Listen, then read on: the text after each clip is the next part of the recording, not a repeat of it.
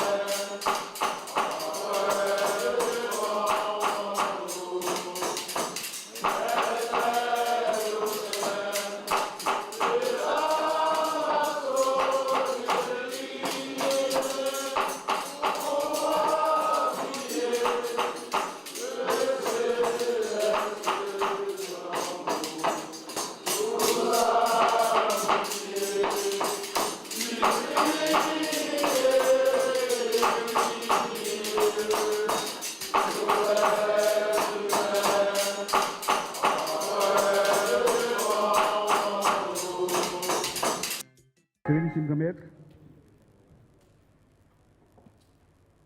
Très puissant souverain, le commandeur du Suprême Conseil des 33e d'Haïti 1836, et votre conseil, souverain grand éminent commandeur du Suprême Conclave d'Haïti 1981, et votre conseil.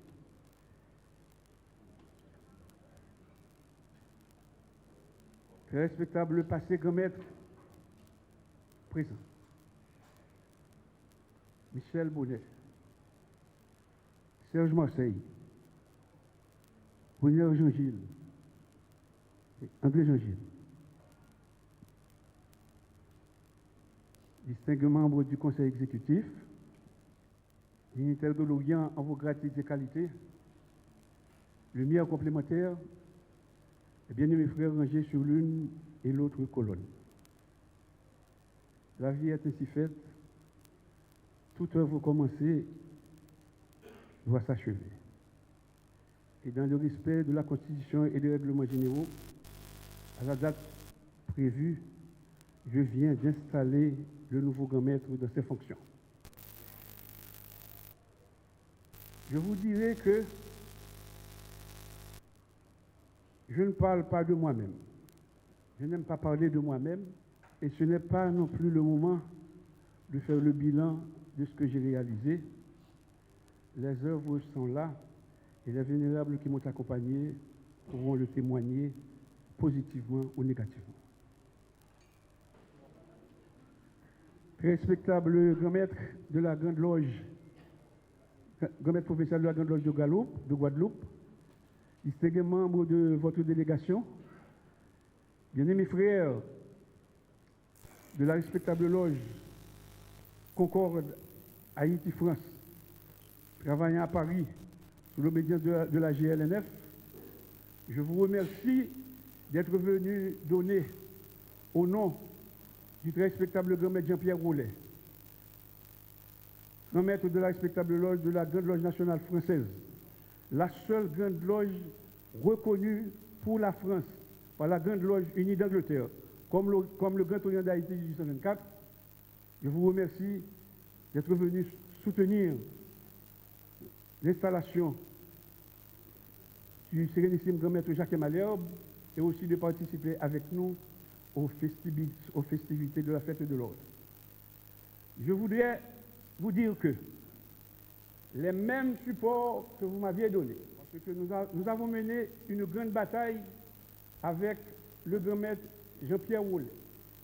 Quand, pour des raisons non avouées, un Grand Orient national est à la place du Grand Orient d'Haïti de 1824.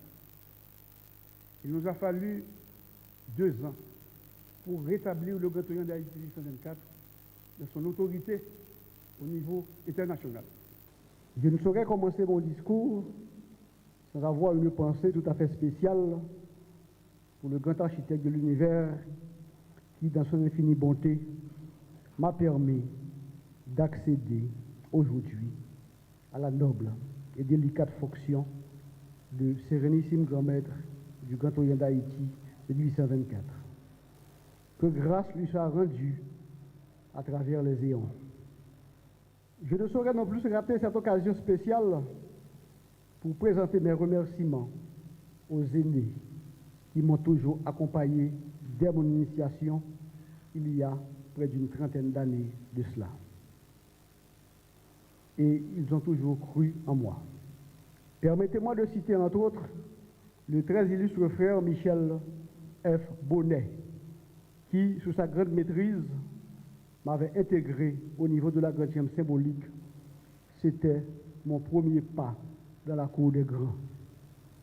Le très illustre frère Ronald G. Décembre, qui, une fois élu grand maître du Grand Orient d'Haïti en 1824, m'avait fait l'honneur de me choisir comme son grand secrétaire.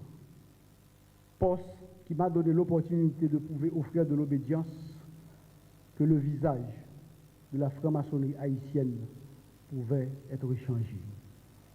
Le très illustre frère Yves Benoît Jean-Marie, qui, à mon retour de voyage en terre étrangère qui a duré 5 ans, m'a choisi encore une fois pour être le grand secrétaire du Grand Orient d'Haïti de 1824.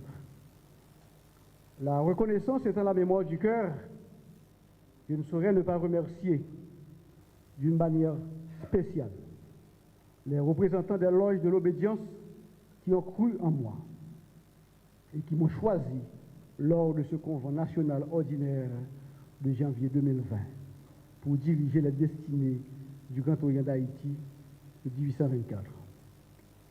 Mes remerciements vont également à ma femme, qui, à l'instar de celle de Léonidas Ier de Sparte, qui, à la tête de ces 300 Spartiates, au moment de livrer la guerre de Thermopolis, une guerre qui était perdue d'avance, contre la fulgurante armée des immortels de la Perse du puissant Xerxès, lui disait sur un ton solennel qu'il devait rentrer au bercail en brandissant le bouclier, signe de victoire, ou revenir sur le bouclier, signe de défaite. Vincere aut mourir, vaincre ou mourir. Ma femme m'a déclaré péremptoirement que j'avais pour obligation de revenir à la maison avec les attributs de grand maître, mais surtout avec les responsabilités inhérentes. Et qu'elle me donne 6 mois pour lui prouver que j'étais digne de la fonction à laquelle mes frères ont élu. Enfin, je ne saurais ne pas remercier d'une manière tout à fait particulière mes collègues du Suprême Conseil de 33e d'Haïti de 1836, dont le soutien inconditionnel m'a permis de lutter, ainsi que mes pairs du dernier Conseil exécutif qui ont choisi de rester avec moi pour continuer à servir la maçonnerie, car lors des dernières élections, en fait, il n'y a eu ni vainqueur, ni vaincu. Seule la franc-maçonnerie haïtienne a gagné. Au nom de la franc-maçonnerie haïtienne, au nom de tous les délégués ici présents,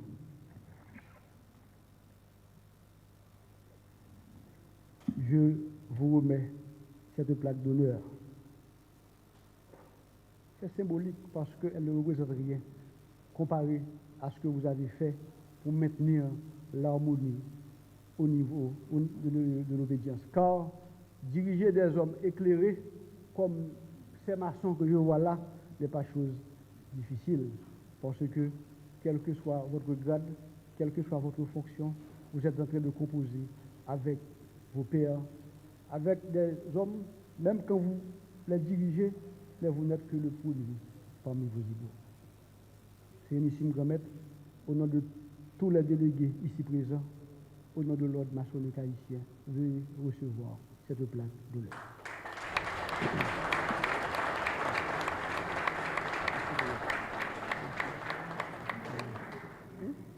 Ok, c'est joli pour vous. Honneur et mérite au Sérénissime Grand Maître Yves-Benoît Jean-Marie pour avoir servi la franc-maçonnerie haïtienne et d'avoir préservé l'harmonie entre toutes les loges de l'obédience pendant ces 8 années comme Sérénissime Grand Maître de l'ordre. Aléob Jacquet, Sérénissime Grand Maître. Au Prince le 26 janvier 2020.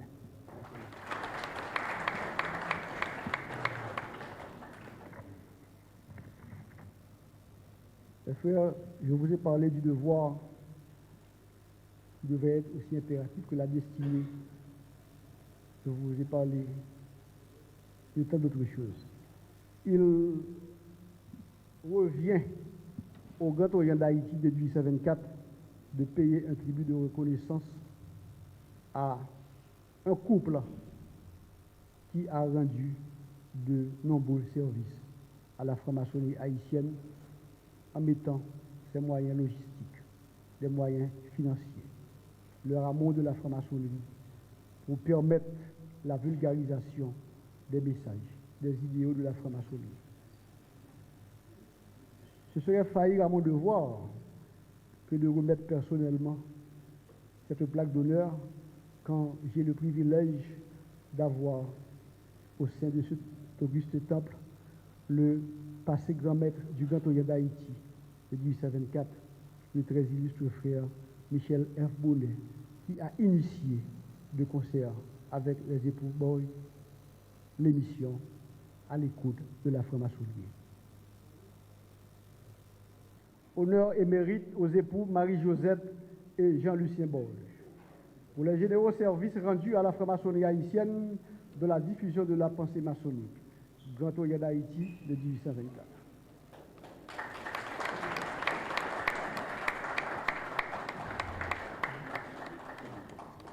Bien-aimés frères, le fonctionnement de la franc-maçonnerie régulière en Haïti est tricéphale, conformément au pacte et au traité de paix et d'amitié qui lie les 3 instances la composant.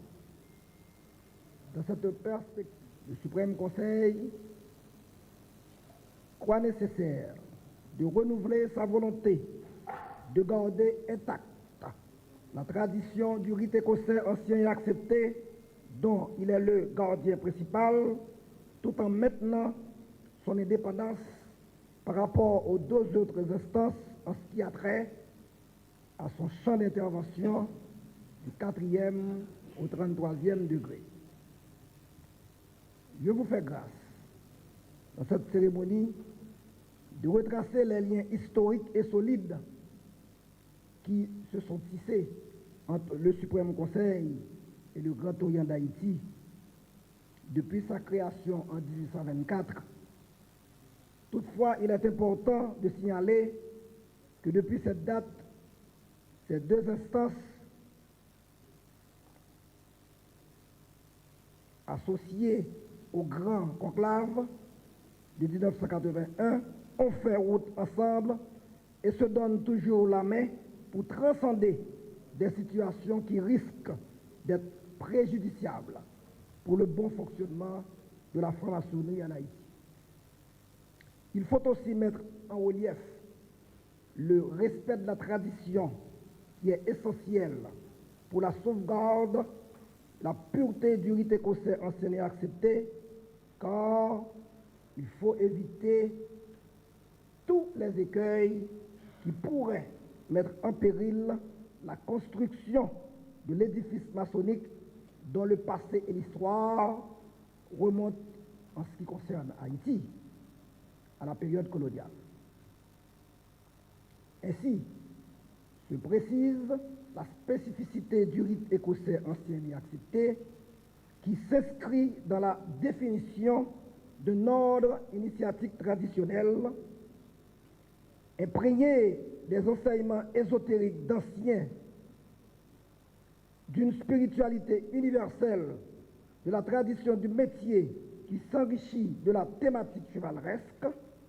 Le rite ne réprouve aucune recherche faite avec sincérité et en pleine liberté, offrant à chaque intelligence la possibilité d'explorer tous les aspects de la philosophie ainsi que de l'origine, du sens et de la finalité de la vie et de l'univers.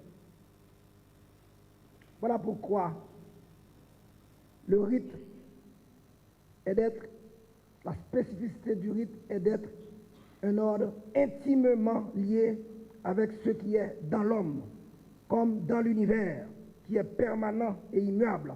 En même temps, il peut transfigurer le monde profane et lui apporter un supplément d'âme, en offrant à chaque homme de bonne volonté une voie parmi d'autres, certes, mais une voie réaliste et initiatique pour que les efforts contribuent à conserver la primauté de l'ordre sur le chaos, conformément au plan du grand architecte de l'univers. Mes très chers frères, c'est à ces réflexions sur la pratique et l'importance du rite que je vous invite tous à méditer, mes frères, à l'occasion de la fête qui nous réunit ce matin en cette sacrée. Bonne fête de l'ordre, mes frères. Bonne fête de l'ordre Sérénissime Grand-Maître. Bonne fête de l'ordre, vous tous, passez Grand-Maître, Sérénissime Grand-Maître Jean-Marie. Bonne fête de l'ordre. Succès dans la gestion du Grand Orient d'Haïti, quand 2024 arrive à grands pas. Et ce sera le bicentenaire. À vous tous, mes frères, bonne fête et bonne année maçonnique. Merci de votre attention. La première parole que j'ai, c'est de dire au Sérénissime Grand Maître Jacques Malherbe, le conclave d'Haïti de 1981 est à ses côtés, en tout temps et en tout lieu. Parce que, bien-aimés frères, si nous ne construisons pas la maison, personne ne viendra le faire à notre place. C'est de l'entente qui doit régner entre nous que doit sortir une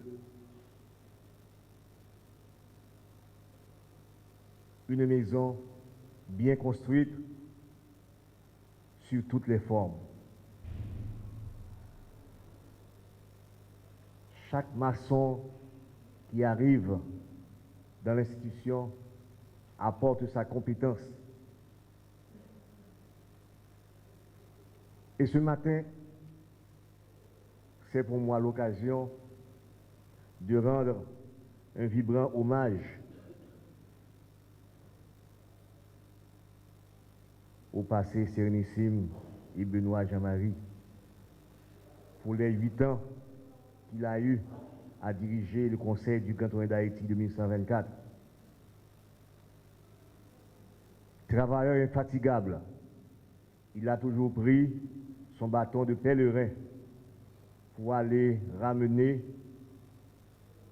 quel que soit le frère maçon qui s'est éloigné de l'institution, pour l'amener dans le temple et lui faire voir la beauté de la franc-maçonnerie haïtienne. Ainsi, mes frères, c'est pour moi un réel plaisir de dire, Sérénissime Grand-Maître Yves-Benoît Jean-Marie, mon frère, tu as travaillé, mais ton travail n'est pas encore terminé. C'est la mission du franc-maçon. Ton travail commence du jour où tu as reçu la lumière jusqu'au moment où tu auras à déposer la truelle. Le travail du franc-maçon est permanent. Et je vous invite, bien-aimés frères, à travailler constamment sur vous-même afin de projeter le produit de ce travail vers un autre plan où celui qui nous guide et nous dirige voit vraiment la volonté de tout un chacun ici d'œuvrer pour le plus grand bien du grand architecte de l'univers.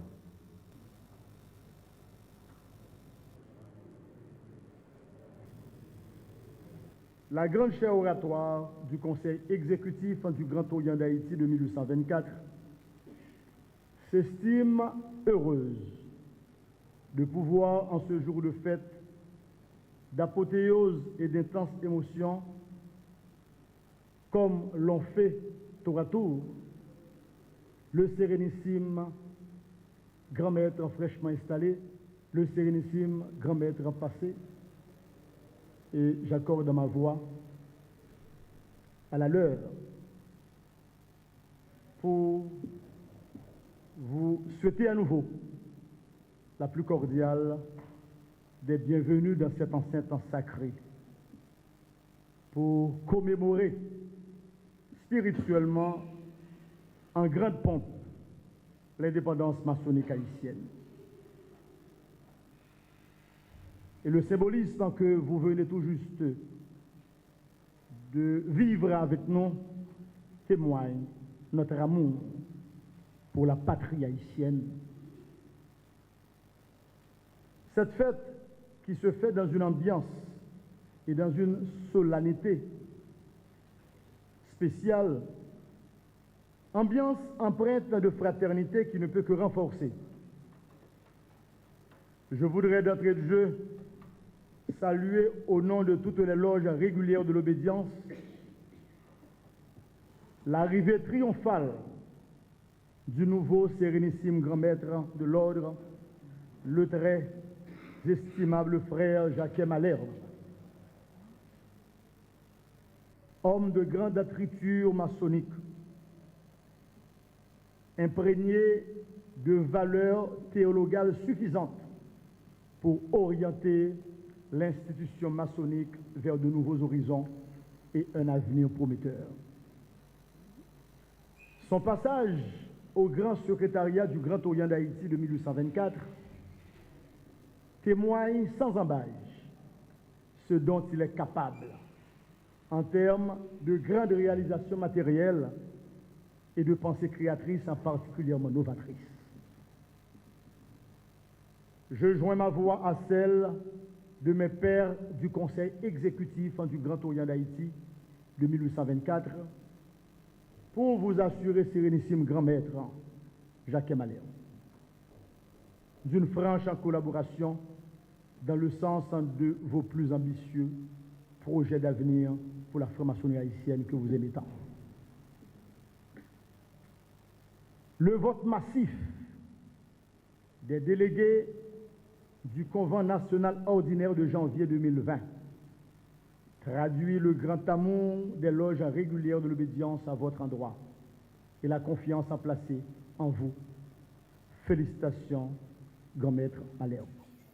Douce amitié.